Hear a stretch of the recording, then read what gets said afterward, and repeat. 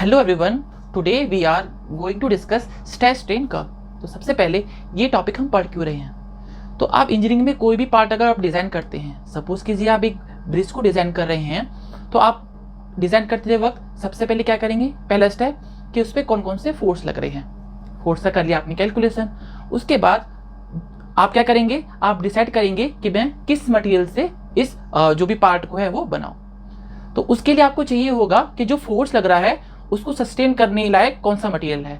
तो उसके लिए आपको ये पता होना चाहिए ना मैक्सिमम लोड कैरिंग कैपेसिटी क्या है किसी भी मटेरियल की। तो उसी को समझने के लिए हम स्ट्रेस स्ट्रेन कर्व ड्रॉ करते हैं। तो आइए समझते हैं हम कैसे करेंगे डिजाइन और कैसे करेंगे सिलेक्शन ऑफ द मटेरियल। तो सबसे पहले हम आपको बता दें, जो स्ट्रेस स्ट्रेन कर्व है वो हर मटेरियल के लिए बनाया जा सकता है। जितने भी इंजीनियरिंग मटेरियल्स आपके अवेलेबल हैं उन सभी के लिए स्ट्रेस स्ट्रेन कर्व बनाया जा सकता है। सेकेंडली, जो स्ट्रेस स्ट्रेन कर्व है वो 3 टाइप की लोडिंग के लिए बनाया जा सकता है, टेंसाइल, कंप्रेसिव एंड शियर। तो हम जो डिस्कस करने वाले हैं आज वो स्ट्रेस स्ट्रेन कर्व है for mild steel and for tensile loading. जैसा कि आपको पता है टेंसाइल लोडिंग का मतलब एक्सिस पे आउटवर्ड फोर्स लगाना। तो सबसे पहले हम एक स्पेसिमेन लेंगे सिलिंड्रिकल शेप का। अब इसको मशीन में ग्रिप करने के लिए इसके एंड को थोड़ा सा आप एनलार्ज कर देंगे और अब इस पे लगाएंगे हम टेंसाइल लोड। आपने टेंसाइल लोड लगाया। लोड लगाने के बाद आप इसमें होगा डिफॉर्मेशन। तो अब आप क्या करेंगे, आप नोट करते जाएंगे कि लोड कितना लगा रहे हो आप इस पे ग्रेजुअली लोड इंक्रीज करते हुए लगाएंगे। स्टार्टिंग तो 0 से होगा, इनिशियली कोई लोड नहीं है। फिर सपोज कीजिए आपने लगाया 100 न्यूटन, फिर 200 न्यूटन, देन 300 न्यूटन। तो आप ग्रेजुअली इंक्रीजिंग वे में लोड बढ़ाते चले जाएंगे इस स्पेसिमेन पे। और साथ साथ में आप क्या करते जाएंगे, साथ साथ में आप इस वर्क पीस का जो है डिफॉर्मेशन भी नोट करते जाएंगे। सपोज कीजिए जो इसकी इनिशियली जो डायमेंशन है, जो लेंथ है वह है आपकी 100 mm। तो आप क्या करेंगे, जो आपकी लेंथ में चेंज आ रहा है क्योंकि फोर्स लगा रहे हैं तो क्या होगा, डिफॉर्मेशन होगा। तो सपोज कीजिए जब 100 न्यूटन था तब आपका लेंथ हो गया 101, तो चेंज का 1। सिमिलरली जब आपका 200 न्यूटन था तब सपोज कीजिए जो इसकी लेंथ है वो हो गई 103, then change in length will be 3 mm। अब क्या करेंगे, जैसा कि आपको पता है स्ट्रेस को हम कैसे कैलकुलेट करते हैं। तो स्ट्रेस को कैलकुलेट करने का फॉर्मूला है sigma is equal to P/A। Okay, so आपको लोड पता है और आपको ये जो स्पेसिमेन है उसका ओरिजिनल एरिया भी, क्रॉस सेक्शनल एरिया भी पता है। तो क्रॉस सेक्शनल एरिया आपको पता है, सपोज कीजिए जो आपका क्रॉस सेक्शनल एरिया है वो 100 है, 100 mm²। तो आप इस तरीके से स्ट्रेस निकाल सकते हैं 1 न्यूटन पर mm²। तो आप क्या करेंगे, जो लोड है इसको एरिया से डिवाइड कर देंगे और आप स्ट्रेस निकाल सकते हैं। यहाँ पर 1 आया, यहाँ पर 2 और यहाँ पर 3। सिमिलरली क्या करेंगे, जो कॉलम नंबर 2 है जिसमें आपने चेंज इन लेंथ निकाला है, तो जैसा ही आपको पता है स्ट्रेन क्या होता है, change in length to the original length. Original length 100 mm था तो आप उसको 1 को 100 से करेंगे तो 0.01। सिमिलरली आपको डिफरेंट वैल्यूज आ जाएंगी स्ट्रेन की। तो आपको बेसिकली स्ट्रेस एंड स्ट्रेन की वैल्यू मिल गई हैं, करस्पॉन्डिंग वैल्यू, लोड की करस्पॉन्डिंग स्ट्रेस एंड स्ट्रेन की वैल्यू मिल गई हैं। अब इन वैल्यूज को आप क्या करेंगे, ग्राफ पे पुट कर देंगे। तो हम जब स्ट्रेस स्ट्रेन कर्व ड्रॉ करते हैं तो हम क्या करते हैं, हम स्ट्रेस को लेते हैं वर्टिकल एक्सिस पे और स्ट्रेन को लेते हैं हम हॉरिजॉन्टल एक्सिस पे। तो क्या करेंगे, हम डिफरेंट पॉइंट्स जो है उनको हम मार्क कर लेंगे और फिर उनको हम क्या करेंगे, ज्वाइन कर देंगे। तो हमारा क्या बन जाता है, स्ट्रेस स्ट्रेन कर्व। तो अब जब हम ड्रॉ करते हैं स्ट्रेस स्ट्रेन कर्व तब हमको कुछ इंपॉर्टेंट पॉइंट्स मिलते हैं जिनको हम बोलते हैं डिजाइन पॉइंट्स।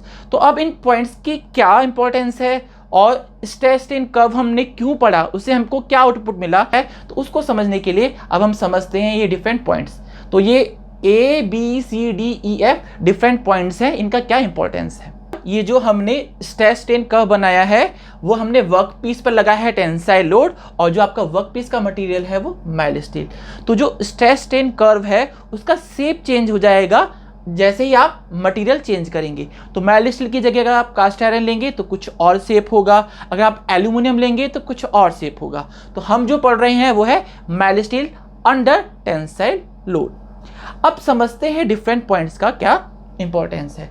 हम देखते हैं कि जब हम कर्व ड्रॉ करते हैं तो पॉइंट ए तक क्या हो रहा है, जो आपका स्ट्रेस स्ट्रेन कर्व है वो बेसिकली क्या है, लीनियर है, यानी stress is directly proportional to strain. ये हमने ऑब्जर्वेशन देखा। तो हमने बोल दिया भाई पॉइंट ए जो है वो लिमिट ऑफ प्रोपोर्शनैलिटी है। पॉइंट बी तक क्या हो रहा है, जब तक आप वर्क पीस पर फोर्स लगा रहे हो तब तो वो डिफॉर्म हो रहा है, और जैसे ही आपने वर्क पीस से लोड हटाया वो अपने ओरिजिनल शेप में आ गया। तो हमने बोल दिया भाई पॉइंट बी जो है वो इलास्टिक लिमिट है। तो इलास्टिक लिमिट का क्या मतलब है, तो up to the elastic limit material regains its original shape after the removal of the load.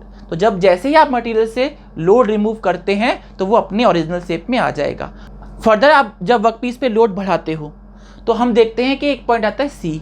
तो इस पॉइंट सी का क्या इंपॉर्टेंस है, इस पॉइंट को हमने बोल दिया अपर यील्ड पॉइंट। क्या मतलब है यील्ड पॉइंट, तो देखा जाता है कि पॉइंट सी पर क्या होता है, मटेरियल में जो स्ट्रक्चर है उसमें चेंजेस आ जाते हैं, और ये जो आपका मटेरियल है वो सडन प्लास्टिक डिफॉर्मेशन स्टार्ट हो जाता है।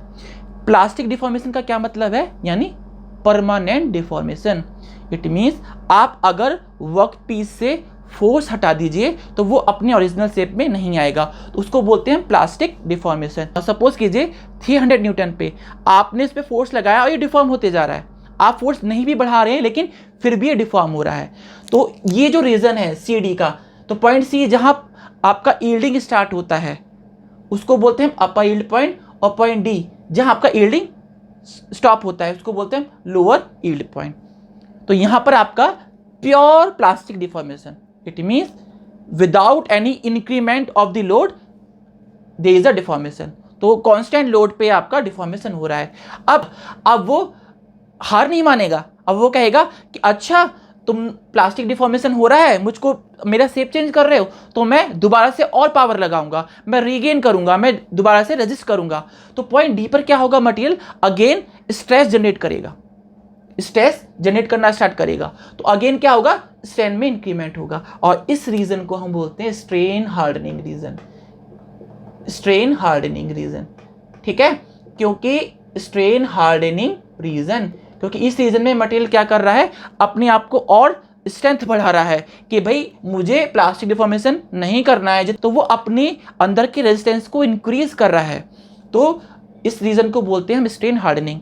अब हर किसी की एक लिमिट होती है, आप उसको एक लिमिट तक तो आप उसने स्ट्रेस जनरेट किया, पॉइंट ई पे जाके वो हार मान जाता है कि नहीं अब मेरे बस की नहीं है, आप लोड बढ़ा रहे हो, अब मैं इससे ज़्यादा और ज़्यादा रेजिस्ट नहीं कर सकता, क्योंकि जैसे कि हमको पता है स्ट्रेस होता क्या है, रेजिस्टेंस तो होता है मटेरियल का, तो अब इससे ज़्यादा वो रेजिस्ट नहीं कर सकता, वो हार मान जाता है। तो अब मटेरियल अगेन क्या होता है, सडन डिप होता है, अब वो डिफॉर्म होना स्टार्ट हो जाता है और पॉइंट एफ पे जाके ब्रेक हो जाता है। तो अगर हम डायग्राम में देखें तो ये आपका वर्क पीस का इनिशियल कंडीशन है, और क्रॉस सेक्शन क्या था आपका, इनिशियल जो भी था सर्कुलर था, धीरे धीरे धीरे क्या हो गया, डिफॉर्मेशन हुआ प्लास्टिक, तो लेंथ बढ़ा और क्रॉस सेक्शन कम हुआ, और जो सेंटर पे जाके ये ब्रेक हो जाता है, दो पार्ट में टूट जाता है, उसको हमने बोल दिया फ्रैक्चर पॉइंट। तो पॉइंट ए और बी का फिजिकल मीनिंग तो मैंने आपको बता दिया, लेकिन इस कर्व में सबसे इंपॉर्टेंट पॉइंट है point C and point E. तो point C and point E क्यों इतने इंपॉर्टेंट है, तो उसको हम समझते हैं। बेसिकली आप किसी पार्ट को डिजाइन करते हो तो वो एक पर्टिकुलर डायमेंशन के लिए डिजाइन करते हो, अगर उस पार्ट की डायमेंशन चेंज हो गई तो वो पार्ट हो गया फेल, या फिर वो टूट गया तो भी फेल हो गया।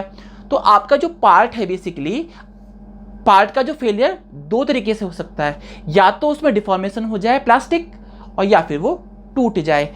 तो point C and point E इन्हीं फेलियर के दो मैकेनिज्म को रिप्रेजेंट करता है। जैसे कि आपको पता है, जैसे कि पॉइंट सी के बाद है प्लास्टिक डिफॉर्मेशन स्टार्ट हो रहा है।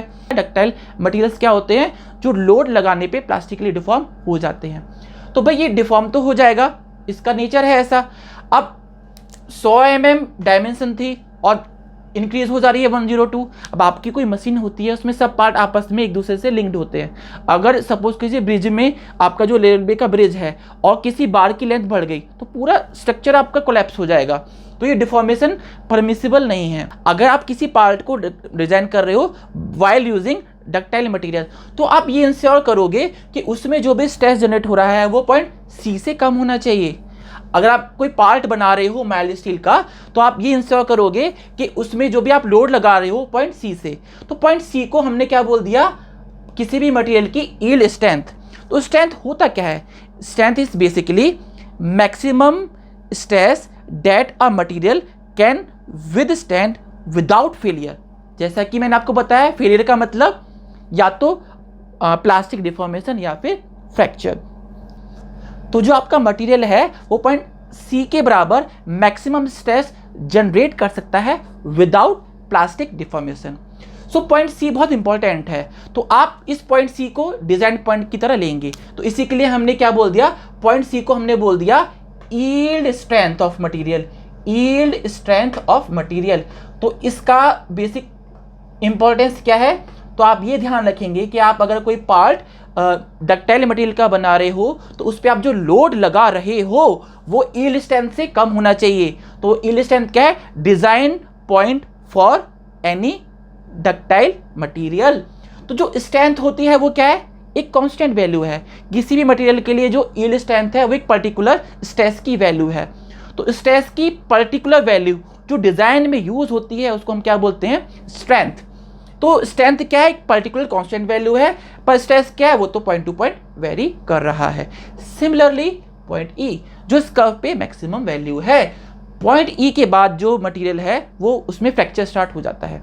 अगर हम बात करें स्ट्रेस स्ट्रेन कर्व की for any brittle material, for any brittle material, तो उसका शेप आता है कुछ इस तरीके से, point A and point B. Point A है आपका बेसिकली लिमिट ऑफ प्रोपोर्शनैलिटी और पॉइंट बी है बेसिकली आपका फ्रैक्चर पॉइंट।